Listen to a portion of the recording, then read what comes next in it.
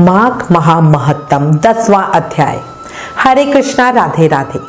हमने माघ महामहत्तम के 9वें अध्याय में दत्तात्रेय जी द्वारा वर्णित कुंडल और विकुंडल नाम के भाइयों की सुंदर कथा का श्रवण किया, जिसमें विकुंडल अपने भाई को नरक से मुक्त करवाता है।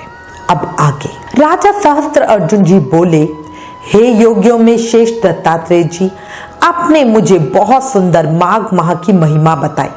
मुझे सुनकर बहुत ही आश्चर्य हुआ कि किस प्रकार एक वैश्य माघ स्नान के पुण्य से जीवन भर किए पापों से मुक्त होकर अपने भाई को भी अपने साथ स्वर्ग ले गया। अब आप कृपया कर माघ स्नान के नियम बताएं। तब दत्तात्रेय जी कहने लगे, जल स्वभाव से ही उज्जवल, निर्मल, शुद्ध, मलनाशक और पापों को धोने वाला है। जल सब प्राणियों का पोषण करने वाला है, ऐसा वेदों ने कहा है। सूर्य के मकर राशि में आने पर माघ मास में यदि गौ के पैर डूबने योग्य जल से भी स्नान किया जाए तो भी मनुष्य स्वर्ग को प्राप्त होता है। यदि सारा मास स्नान करने में कोई असमर्थ हो तो 3 दिन ही स्नान करने से पापों का नाश होता है। जो व्यक्ति थोड़ा ही दान करे वह भी धनी और दीर्घायु होता है। 5 दिन स्नान करने से चंद्रमा के समान शोभायमान होता है। इसलिए अपना शुभ चाहने वाले को माघ मास में घर से बाहर स्नान करना ही चाहिए। अब माघ में स्नान करने वालों के नियम कहता हूं। अधिक भोजन का उपयोग नहीं करना, भूमि पर सोना चाहिए, भगवान की तीनों समय पूजा करनी चाहिए। ईंधन, वस्त्र, कंबल, जूता, कुमकुम, घी, तेल, कपास, रुई, वस्त्र तथा अन्न का दान करना चाहिए। दूसरे की अग्नि न तापे, ब्राह्मणों को भोजन कराएं और उनको दक्षिणा दें।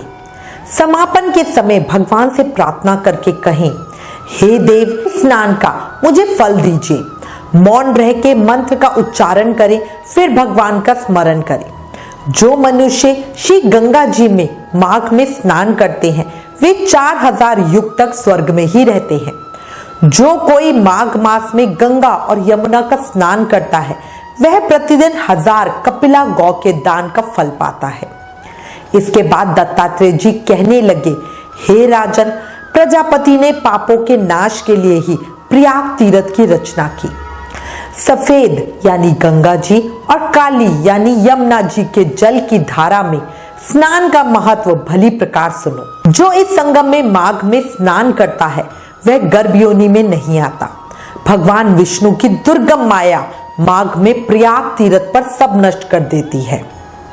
माघ मास में प्रयाग में स्नान करने से मनुष्य अच्छे भोगों को भोग कर ब्रह्म को प्राप्त होता है।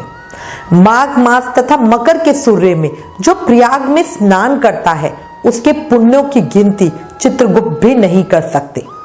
100 वर्ष तक निराहार रहकर जो पुण्य प्राप्त होता है वही फल माघ मास में 3 दिन प्रयाग में स्नान करने से प्राप्त होता है। जैसे सर्प पुरानी केचुली को छोड़कर नया रूप ग्रहण कर लेता है, वैसे ही माघ मास में स्नान करने से मनुष्य पापों को छोड़कर स्वर्ग को प्राप्त होता है। परंतु गंगा यमुना के संगम में स्नान करने से हजारों गुना फल अधिक मिलता है। हे राजन, जिसको अमृत कहते हैं वह त्रिवेणी ही है।